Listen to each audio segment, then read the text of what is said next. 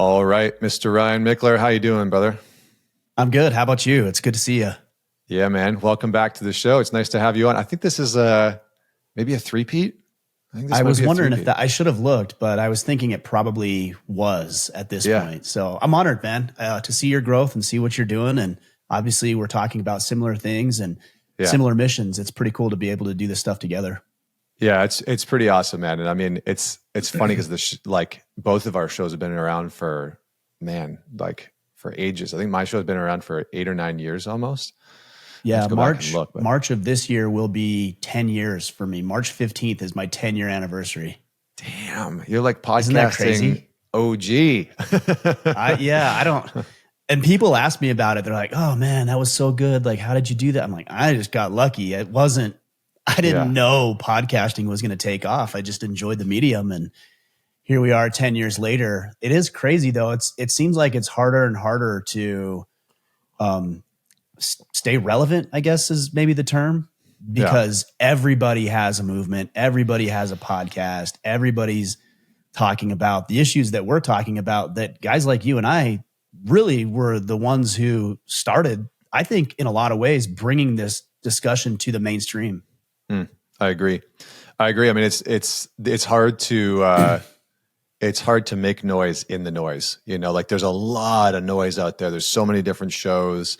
You know, I think I read something the other day, something like 4.2 million podcasts. I'm like, that's a Is that lot. right? Yeah, not That's a like lot of not podcasts. podcast episodes, but like shows. No, you know, like actual 4.2 shows. million shows. It's like, oh my Yeah. gosh.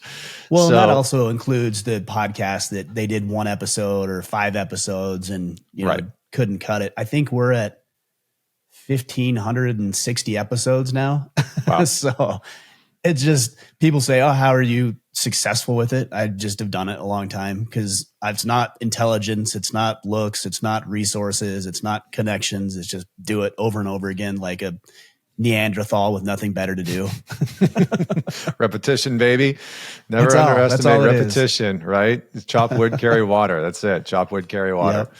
Well, That's right. let's dive into what we're going to talk about today. I think obviously for those that are out there listening, Ryan, myself, Larry Hagner, a couple other great men, Matt Vincent, we're putting on an event outside of St. Louis, and it's called The Forge, the Men's Forge. And there's a bunch of different things that we're going to be doing in there, but one of the things that we're really tackling is men's isolation and loneliness, which seems to really be on the rise. And that's what I wanted to talk to you today about, is like, why does it seem like men are having a harder and harder time maintaining relationship, and why are men lonelier than they've ever seemed to be?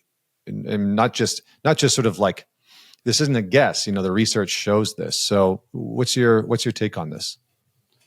Yeah, I think our approaches we're probably very much aligned. Your approach tends to be the more evidence and research based. I tend to be just more anecdotal in the way that I approach things and see things, and I can see it, just trends among friends. But I heard this quote, gosh, probably 10 years ago, that we are the most connected that we've ever been. I mean, we can connect with people in the opposite end of the planet easier than we ever have been able to, and yet we can't connect with a person across the table from us. And so I think that's actually a big part of it that's often overlooked, is that we are getting a synthetic version of connection through social media, and we think it's an adequate replacement for physical connection in the real world. If we didn't have that synthetic connection, I think that we would be more apt to connect face to face, shoulder to shoulder, have barbecues, have parties together, go on trips, go on hunting trips, be involved in those activities. But with the amount of activities and demands for our time and attention, we think that this little device is actually replacing the need for physical connection in the real world. And obviously it's not working. That's why so many men are depressed, isolated, lonely, anxiety ridden, et cetera, even suicidal, unfortunately. Yeah, it's interesting. Yeah, I mean, in 1990, I'll give you some research. I knew you would.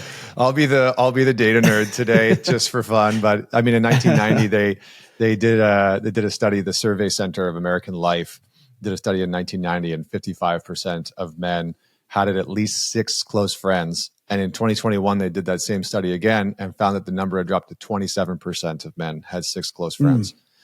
And when you start looking at the data, our social circles as men are shrinking. Women's social circles are staying quite robust, but men's social circles are shrinking quite rapidly. And I think one of the detriments to that is, a couple of things. There's a bunch of different threads I want to pull on in here, but I think one of the things that we know is that the quality of your friendships and the qualities of your relationships are one of the greatest determinants for your health, happiness, and life longevity. And this is, again, research data is showing us that male loneliness and isolation is probably one of the most harmful things for us psychologically, and just physiologically within our life. And so, do you think it's just cell phones, though? Do you think that there's like a social component to it, a cultural component to it? Like, what do you think is contributing to the degradation of our social circles? Well, I think for men, and we're talking about men specifically, I think the reason why my assumption is that the reason why women's groups tend to stay pretty similar based on the data that you're suggesting is because women don't necessarily need a mission or a purpose in order to congregate. They just will. Women are generally more relational. They'll get together just because. And there's nothing wrong with that. In fact, that's a good thing. Men need a reason to get together, but we don't really have one. The purposes that I think we used to have, like, hey, let's go raise a barn together, or our crops need to be tilled before we, sow the seed and before the rains come. And so let's do this together. And we don't have those shared goals. That's why men, the most robust circles that men generally have, if they have one at all, is done through sports and through military service. And if you think about those two things, sports obviously has a shared purpose. We are going to work together as a team in order to beat the other team. And when it comes to military service, it's to get better so that we become more lethal and we could neutralize any external threats that may come our way. And so we had that in our warrior culture 1,000 years ago. We have that obviously when it comes to the sports that we played in high school or at the collegiate level. But once a man graduates college or high school, the purpose for men getting together seems to be reduced. And you could frankly do everything you're quote unquote supposed to do in life without having to rely on another man for your survival and well-being. So it's the relative ease of modernity that has created an environment where we don't actually need that from a very tangible perspective, but obviously at a deeper emotional, mental level, clearly we still have the need for that. Yeah, I think for a long time I underestimated the doing nature of my male friendships. That we got together to go and do something, go play pool. There was almost always a mission. I even remember, and this is going to sound ridiculous, but this is who I was when I was 19, right? When we would go to the bars, my buddy and I, because I had a group of guy friends that we were I had my bar friends, I had my hockey friends, I had the guys that I just hang out with and play video games with. But my bar friends, we always had one of two missions. It was either we're going to pick up women at the bar, mission, or number 2, we're going to get into a fight, mission. And it's like, and those are both worthy goals for sure. And we would talk about it before, we'd be having, beers or drinks beforehand, rum and cokes, which is a little disgusting now to think about, but it's just so much sugar and grossness. But, we'd be drinking beforehand and we'd be talking okay, are we going tonight to try and pick up women, or are we going tonight to actually get into a fight? And I think there's a lot of orientation for us as men to do things together. I think shared experiences, even things like going hiking, going camping, those types of things. It's we want to go out and do something. And yes, we can have conversation while we do it. But I think that's why a lot of men have started to turn towards personal development is self-help, is that there's a doing nature to it. It's like you are doing something, you are bettering yourself for your family, for your finances, for your health, whatever it is. There's something that you're doing. And I think groups like mine and yours are providing a space where you get to do that alongside other men. It's like you're on a mission in your life, and these other guys are going along the journey with you. Any thoughts on that? Well, I have a couple of thoughts. Well, I'll share a story. So this morning I went to the chiropractor. I've been having some minor back issues that I'm like, okay, this has gone on long enough. I need to address this. What's going on? And, the chiropractor went through the thing, and then he set me up on this contraption. And then I just had to sit there as this contraption was working. Just sit there, just lay there. And I was so bored. I'm like, I just have to sit here. I'd rather go lift or stretch or do something. So I think that speaks to what you're saying is our ability to sit still and just sit is all but non-existent for myself and most of the men that I communicate with. But I wrote this on Twitter the other day, and I think it makes sense based on this conversation. It says this: people will mock men for doing anything but go to therapy, as if there's nothing therapeutic about friends, fighting, building, fixing, solving, and lifting. In fact, if more men engaged in those activities, much of traditional therapy would become obsolete. And I think that's often a woman's perspective, that men just need to go talk it out. No, sometimes we need to go fight it out. Sometimes we need to go build something. Sometimes we need to solve a problem. How often do you see guys as you're driving down the road, let's say a work crew, and we all make fun of them because there's way more of them than is probably necessary, but they're all sitting, you see them all the time. They're standing around leaning on their shovels, but what are they talking about? Well, they're talking about the problem and what the best way to fix whatever they're dealing with is. They're talking about the sports team, again, directional, right? And goal-based. It's clear that we are designed to be around and with other men, and we have to infuse some of that sense of purpose back into our lives deliberately. I've got a friend, I don't know if you know Jack Donovan. Oh, yeah. Does that name ring a bell? Yeah, I've had him on the show before. Yeah, he's an incredible thinker in the space of manliness and masculinity. And one of the things that he often says is, in today's day and age, you have to choose to be a man. That was not a choice 50, 100, 500, 1,000 years ago. Either you became a man or you died. Those were the options. And now you don't have to do manly things. You don't have to engage in manly behavior in order to, I guess, thrive by modern standards. So if we can infuse some of that directionality, even if it's just improve myself and help the guy beside me improve his life, I think we're going to find a lot more fulfillment and satisfaction, and a lot less depression, anxiety, and suicidal ideation. Yeah. I agree with that. I think part of the interesting part for me is the social and cultural conversation around men. And it does seem, because a lot of my work, I think, is quite a bit more therapeutic in nature, and it uses, infuses a lot of different therapeutic modalities that I find to be helpful, that are, going to support men. But that industry has become really dominated by women.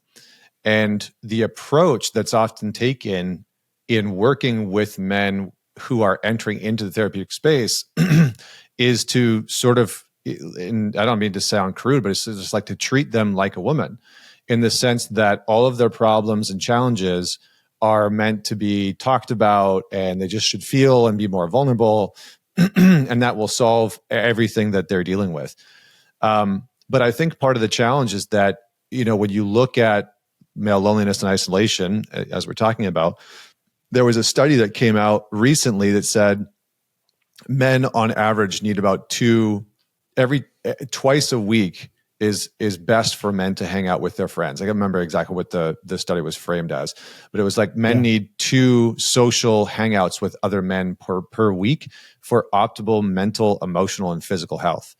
And the crazy thing, Ryan, was that when that study came out, the amount of hate that was spewed out online about that, what was the hate? What's wrong with that? Like, this is ridiculous. Men don't need time together. This is patriarchy.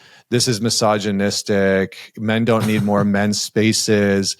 And it was almost like a complete undervaluing and under indexing of how important men spending time together actually is. And that Yeah. the collapse of men actually spending time together, the collapse of men's spaces has actually had such a damaging impact.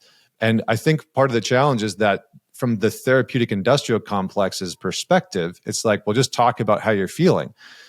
But that only goes so far. It's like, yes, talk about how you're feeling, but also like do something about what you're feeling, And so, Well, I also think that sometimes just talking about things makes issues more relevant than they actually are. Like the more I drud, and I'm not saying there isn't a place for it. I think what's so great about the work that you're doing is you take these therapeutic modalities, but you run it through the filter of what it means to be a man. So we can talk about it. We can be cognizant and aware of what we're dealing with, and we should be aware of it. And also, here's how men deal with it. Here's how men address it. And I think that's really powerful. But yeah, I have a somewhat of a disdain towards modern therapy because of the feminized version it has become.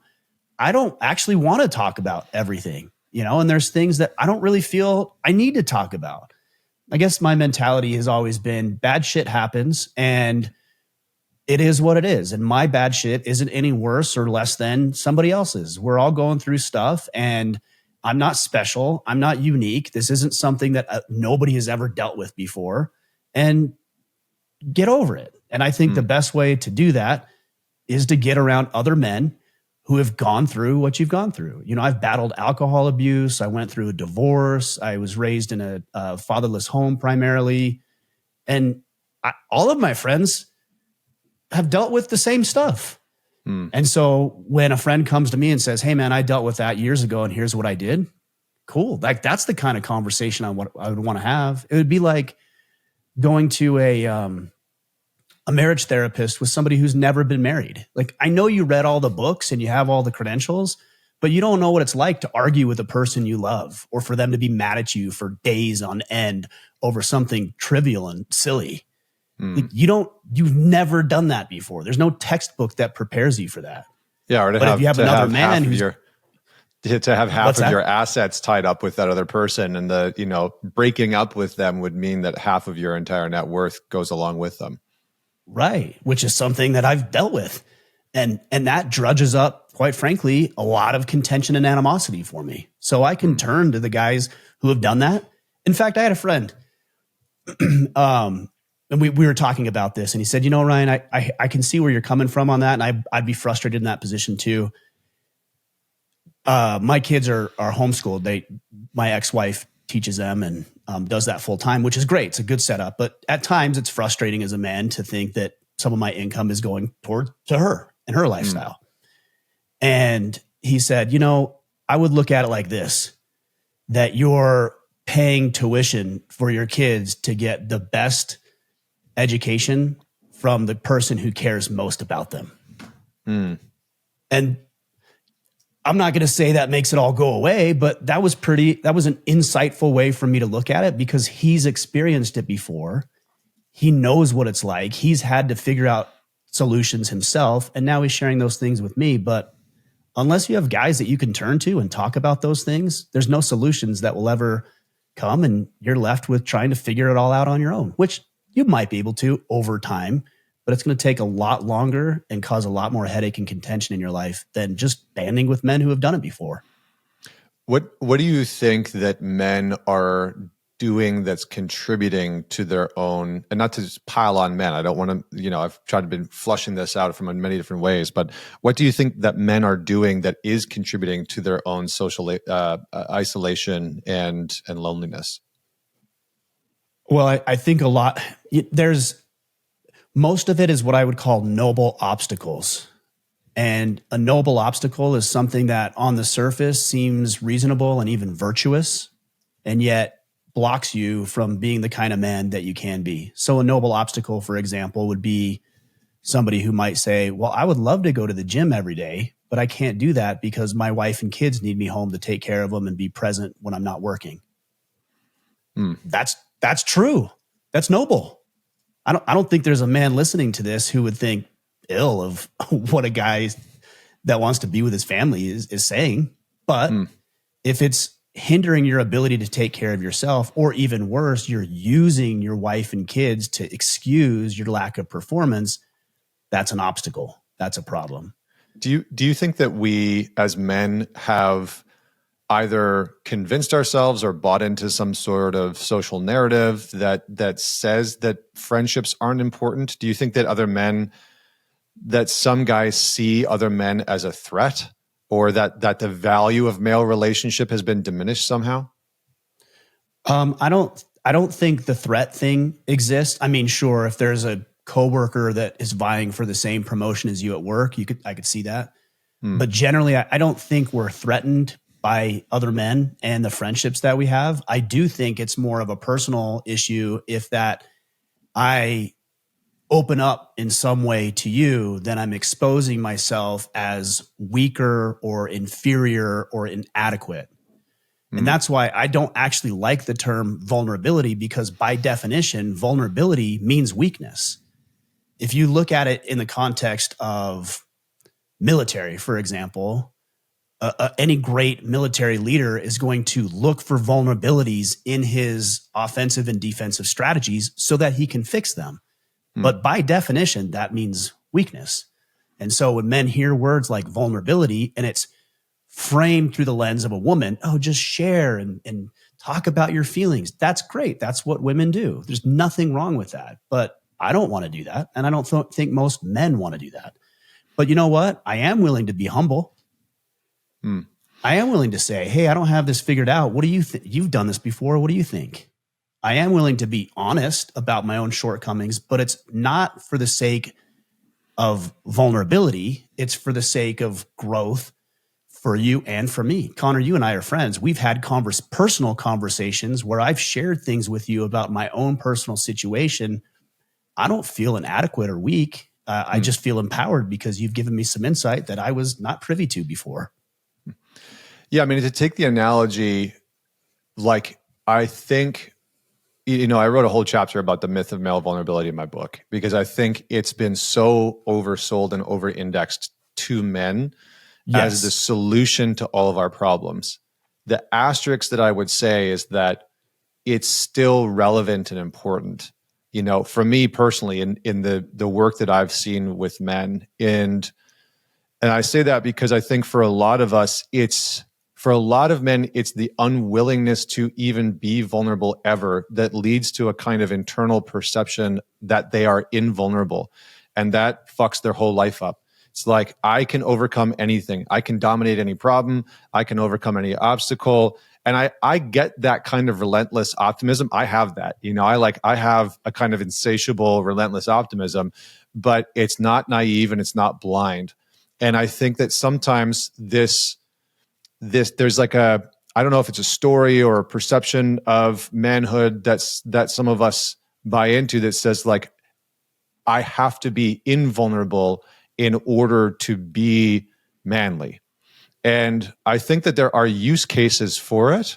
I think that the framing often doesn't land for men. Like, I think in my version, what you're talking about of being humble and admitting problems and being open about your challenges, I'm like, that sounds like you're being vulnerable about what's happening in your life. Right. It's semantical at some point. It's just semantics. But I think it is important we dig deeper than just use the word itself, because it has so many connotations, especially when it's so bastardized by marketers and everybody else. Yeah. Connor, I did want to go back to, go ahead. Sorry, I didn't want to interrupt you. Go ahead. No. I think the last thing that I was going to say is that, I think we have to find ways as men to be really forthcoming and transparent about our shortcomings and what we are struggling with. And that honesty, whether you want to call it vulnerability or honesty or transparency, like whatever freaking word you want to put on it, that is an unlock code for us as men. And, I think about good battle teams. I don't know a lot about war or military or being a SEAL or anything like that. Tremendous amount more than I do. But what I do know is that really great tacticians of war and fighting, they know their weaknesses inside and out. And that's generally what really good, like SEAL teams, as an example, they know one another's weaknesses. And it's not that they're operating from that place, but they're not hiding it either. and that generally really great teams are the ones like really good. I'll use hockey analogy because I know hockey better than I do military. Really good hockey teams, they know one another's weaknesses and they build strategies and plans around that. They support one another in developing strengths around those weaknesses or improving those weaknesses. And I think that that's what really good men in our life are meant to do, is that they're, if we're open about where our weaknesses are or where we feel inferior or we're struggling in our marriage or our finances or our health, that other men can contribute to us being able to rectify that in some capacity, and that burden is not just ours to bear alone. So I just wanted to add that last piece in. I mean, I completely agree with that. And that's why I think it's so important that when you're looking for other men to band with, and we are, like, even the guys who say, like, I'm a lone wolf, I'm an omega, or whatever Greek term they use to describe themselves. The Giga Chad. Exactly, that kind of stuff. Even those people, I mean, they can't be that dumb that they can't realize that every opportunity in their life came as a result of a relationship they had. Right. Like there's no you alone ever. Like, it just is not possible. So I think everybody's looking for men, but I think this is why you ought to value humility and honesty in the men that you're surrounded with. The problem with that, though, is it is exposing weaknesses of your own. For example, if you called me up and said, "Hey, man, like, I've seen what you've been doing. You're messing up. Like, I care about you, but you're messing up." That's actually a true friend, somebody who would actually say that and have that conversation. But also, it's not a comfortable conversation for either party. Right. And so I think we need to change our value scorecard from not this person makes me feel comfortable with my performance, but this person, more than I value this person makes me feel comfortable with where I am. It's no, this person, in a lot of ways, I'm uncomfortable because they're achieving at a higher level, or they're sharing things with me that I don't want to hear, but I need to hear. And if we learn to value those characteristics better than, hey, I just feel good around the person, I think we'd make better choices with the guys that we spend our time with. But I do want to go back to the question that you posed about this cultural influence for men not being around other guys and not working on themselves. It's interesting because, and maybe you have a study to back this up, but what I've seen is when a guy goes out to work on himself, let's say he pays to be part of your program or my program, or he invests in himself to come to the Forge event in May, or he hires a coach, he will get ruthlessly mocked by men and society, women too, for investing in himself. You know how many times I've heard people mock what we do and say, "Oh, I can't believe you're getting guys to pay for their friends." Now, that's a gross misunderstanding of what we do, but it's a complete factor of the mockery that ensues when a guy actually tries to go out and do something. They'll tell him he's an imposter or a fraud or a simp or a beta or a cuck, all of these negative terms, because the guy's trying to go make himself better. But what's interesting is, let's say you wanted to learn how to play the guitar. Do you know how to play the guitar? I don't. Maybe Okay, maybe in the future. I know like 3 chords, and I want to learn how to play the guitar. Nobody would ever make fun of me and call me a cuck or a simp or a beta because I'm learning how to play the guitar. Or if I want to be a better lacrosse player, or football player, or jiu-jitsu tacticianer, nobody ever makes fun of you for going to training to improve and get better. But when it comes to being a man, for some reason, if you invest in yourself as a man, you get mocked for doing it. What's interesting, to add another layer to this, is that if you don't do it, if you don't go improve yourself, and you don't know how to do something, you will also be mocked because you should already know how to do that thing. So a man can't win. He gets mocked if he doesn't know how to do it, and then he gets mocked if he actually goes out and tries to fix it. So I think a lot of men have kind of just thrown in the towel and said, you know what, this is my lot. This is how we are. We're supposed to do it alone. We're supposed to buck up. We're supposed to know everything. I don't. So I think I'll just pretend like I do and be miserable in my life. Yeah, I think all of that contributes to it. And I really, it's funny because I've been bucking against some of the blatant like hatred towards men that's pervasive within modern conversation and the sort of cultural narrative. And it's funny how if men talked about women a certain way, it would not be acceptable at all. But if women talk about men in that same way, it's completely fine. And what I've started to notice is that this whole conversation of like men aren't needed, men aren't wanted, the world would be better without men, it's reached this place that I think is so gross, because men thrive off of being needed and being wanted in certain spaces, right? Being able to contribute, being able to provide, having the capacity to contribute to people that they love or care about, or a society that they're interested in, or a community that they're a part of. And I think that there has been this wave over the last however many number of years that's very insidious, that's continuing to tell men, don't want that. Don't want any of that. That's wrong. That's misogynistic.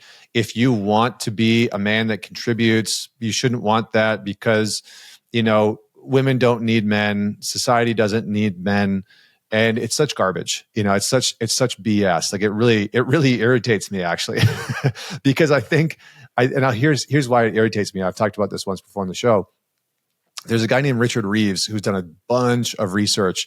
He runs the Men's Institute for America, something like that. I can't remember what it's actually called.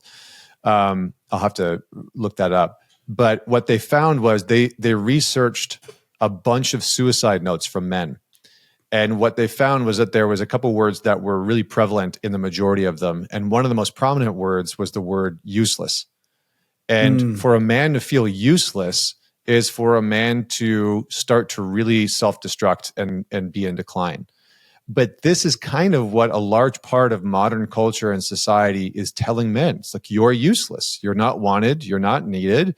And in fact, how you are is something damaging.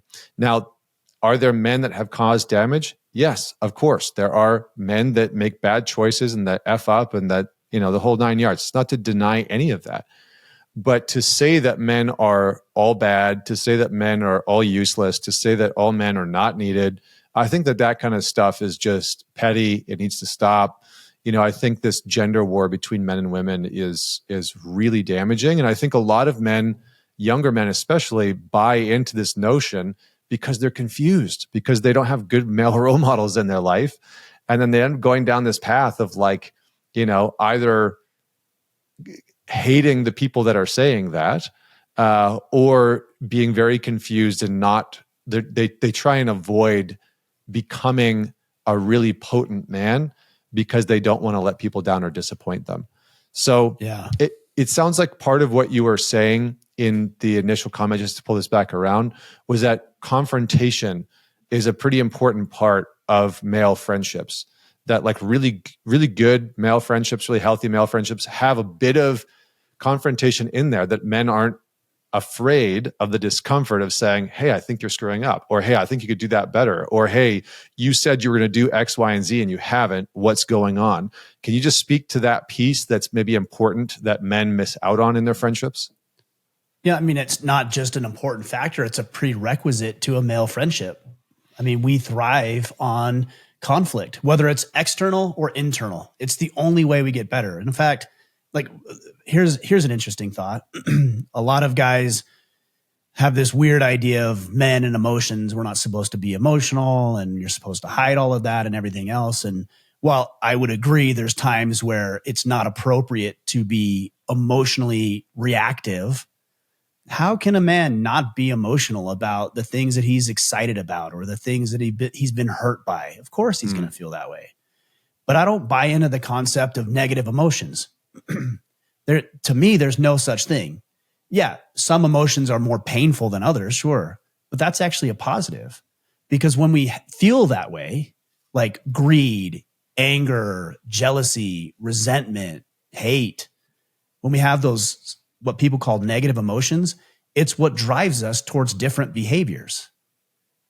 So if more men, instead of saying, I'm not angry, said, no, I am angry, and here's exactly why I'm angry, and here's what I'm going to do about it. I'm not going to go punch a hole in the wall or worse, punch somebody else.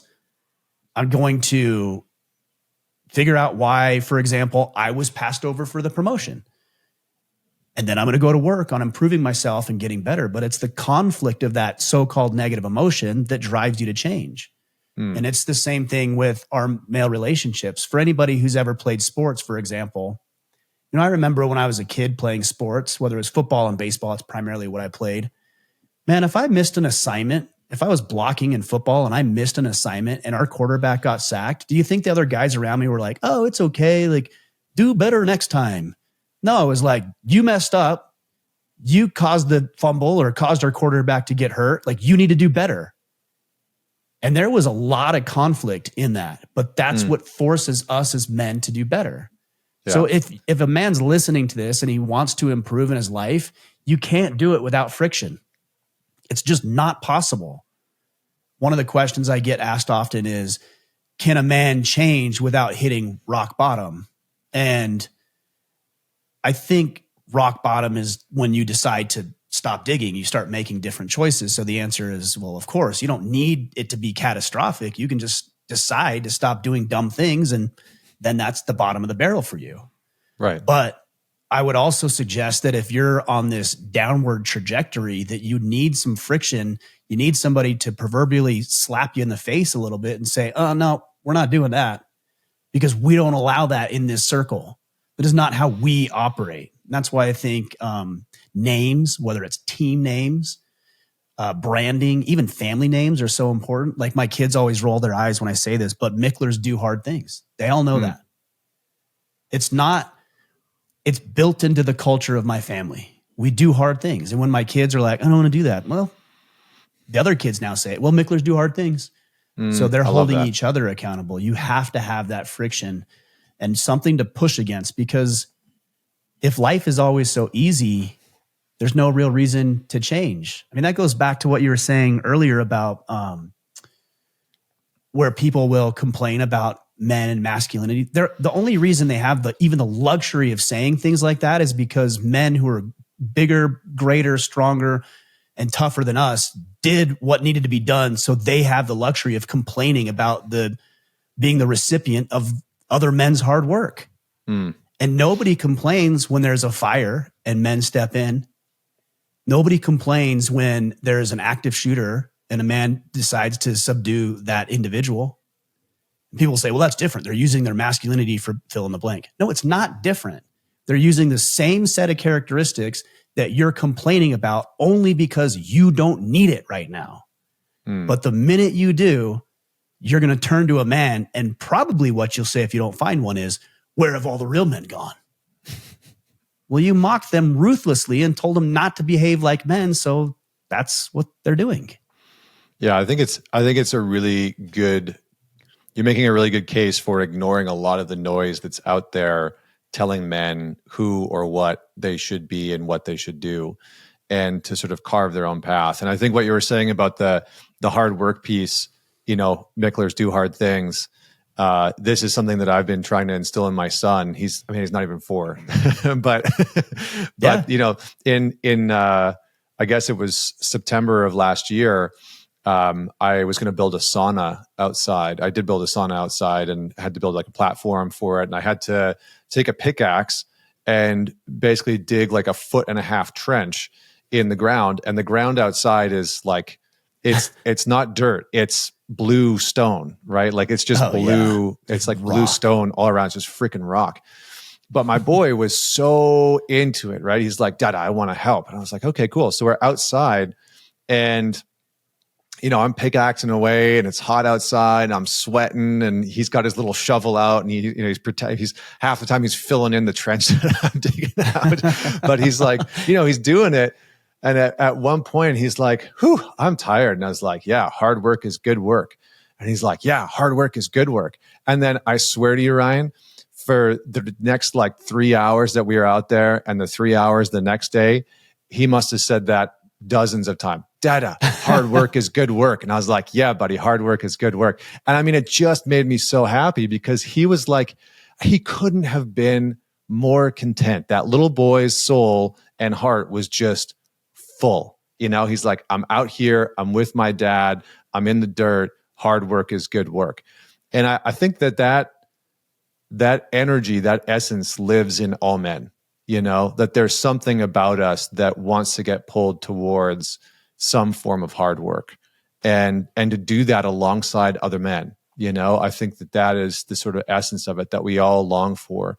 And I think for me, it makes me sad, man. It breaks my heart that a lot of men don't know what that feels like, you know, to go through a hard time in their life, whether it's them going through a divorce or whether it's them going through some major challenge at work, and they're alone going through it. They don't have another man along their side or a group of men that are saying like, I'm here with you. You're going through this and you have to be the one to have those conversations with your ex-wife or deal with your boss. But, you know, we're with you in that hard work. And I think that that's something that we all deeply long and crave for. So I'd just love to pass that back to you. Well, and I think I agree first and foremost, but I think all men just, we know that. So when there's a difficult situation, we can inherently just feel like, oh man, I need help. Now, whether or not you act on it, it's an entirely different story, but I think we all feel it. The problem is if you've done no work up to that point of building male relationships, you don't have anybody to turn to. Right. I think I saw a study, to quote a study, but kind of loosely because I can't remember where it was, that there was a group of men that they surveyed who could not even figure out one man, not one, that they would be able to call in a moment of crisis. Not one.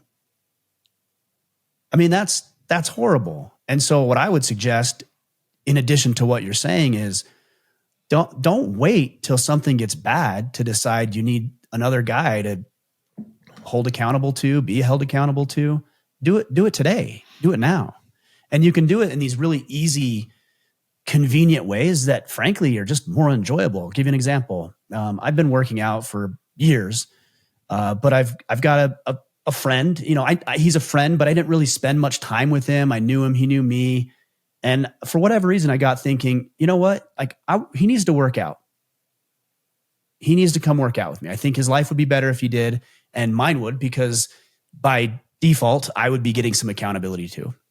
So I called him up and I said, hey man, like I'd like you to come work out with me. And I think it'd be good for you. I think it would help improve your life. I would like to have somebody to work out and train with. It'll help me.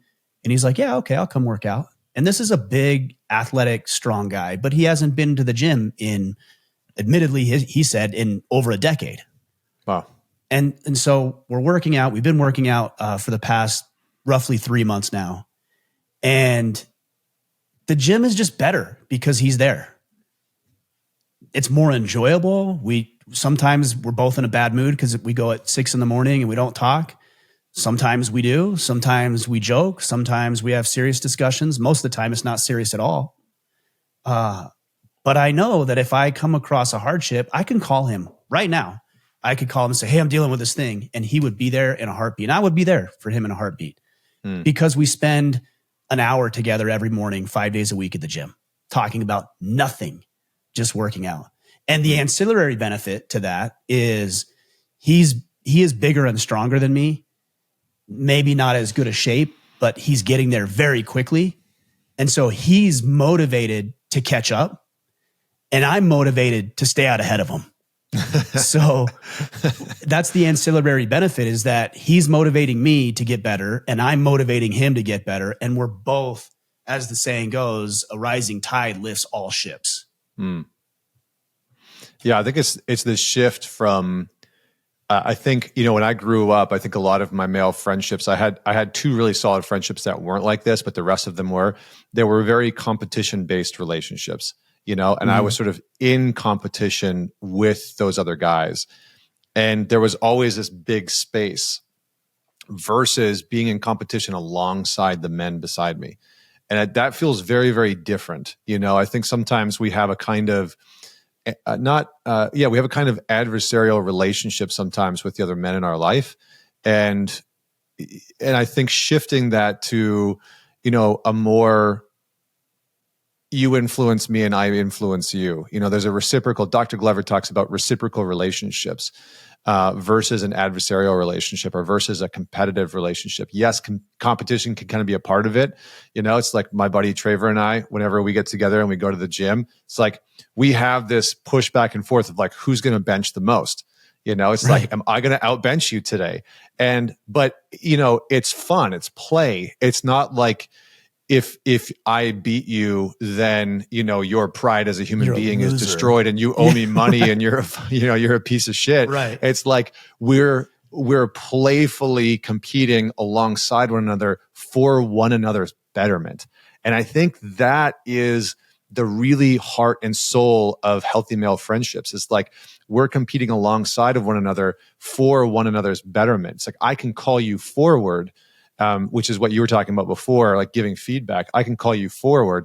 You're better off for it.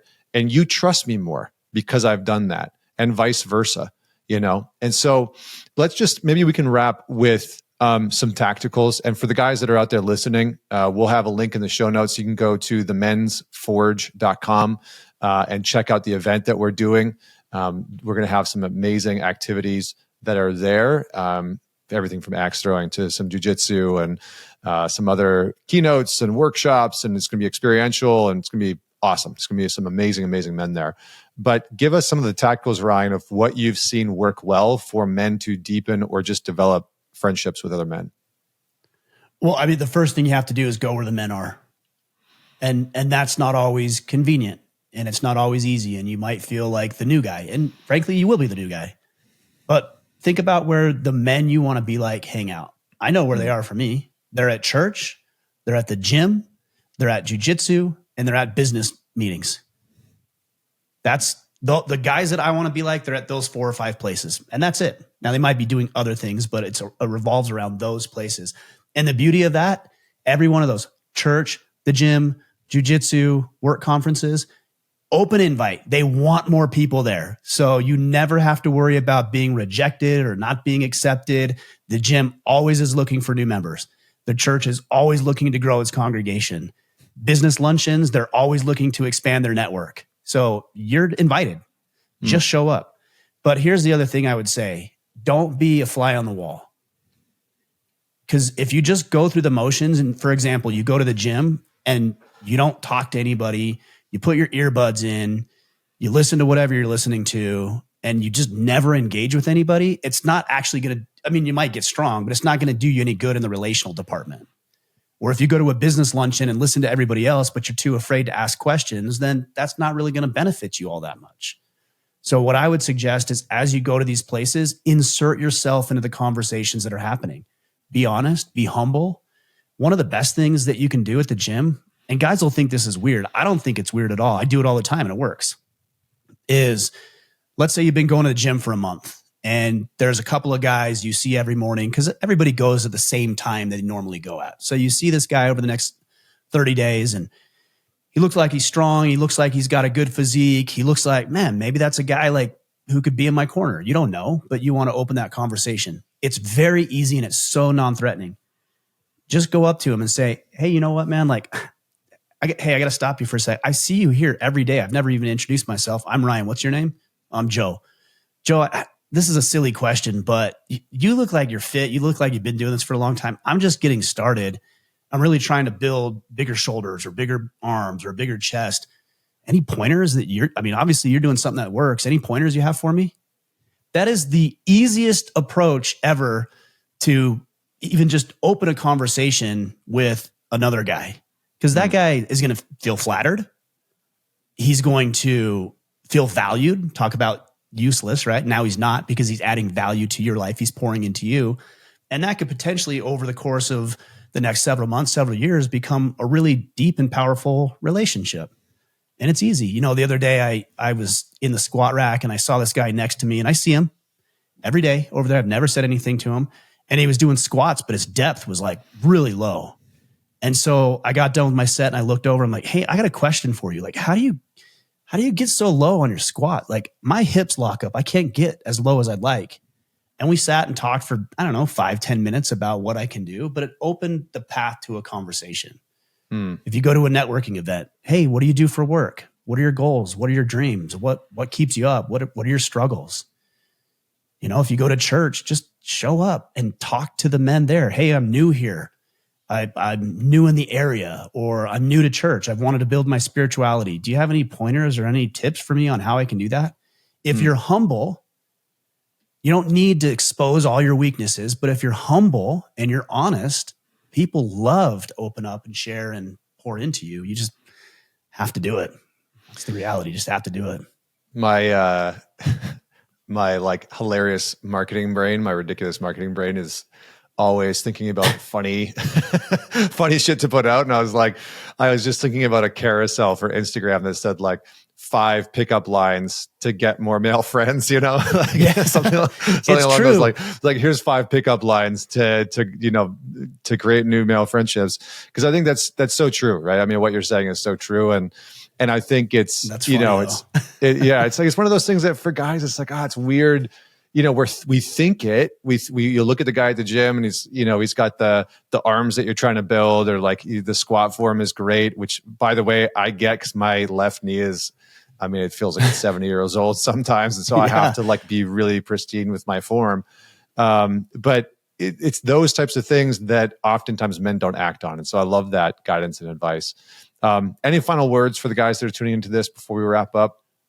Yeah. I would just say, what I would say too is, where we've got this event coming up, and I know it can be intimidating. It can be challenging to reach out and develop these friendships, but there's other opportunities like the event that we're doing in May where we facilitate the interaction. we facilitate the activities. We facilitate the interaction. You know that every single person in attendance, other than you, well, you too, but every single person in attendance is there to get better, to build friendships, to be accountable, to hold others accountable, to march in lockstep towards visions and goals that are shared. All of the barriers are out of the way. And if you could just get to a place like that, whether it's our event or something else, man, it makes it that much easier. And I've had lifelong relationships with people that I've met at events that I didn't know before. And now we talk every couple of weeks. They're part of what I'm doing. I'm part of what they're doing. It's just a huge, huge opportunity. And I hope to see you guys there. Absolutely. Well, thanks for jumping on, man, and talking about something that's near and dear to my heart. And I think near and dear to yours, because we see it all the time. Absolutely. I see it all the time with guys that are just, they're really lonely. And I think the only last thing I would say is like, normally it's the men that know they need it that have the hardest time taking the action on the thing that they know they need. And so for the guys that are out there listening to this, if this conversation resonated with you, man it forward, obviously share it with somebody that you know will enjoy it, and take action on some of the things that we talked about, whether it's approaching another guy, deepening a male friendship that's already in your life, creating a new one, going to that, that conversation. I mean, I'm thinking about my own life, the dads of, my son's like preschool. One of the guys put out an email and was like, hey, let's all get together. And at first I was like, I have a lot of good friends. So I was like, I'm probably good. My wife was like, go to it. What harm is it going to do? Right, So it's like, yeah, right. Exactly. So, show up to those types of things. So the link in the show notes for the Men's Forge, we'll have that. Definitely check it out. And hopefully we'll see you there. Take care.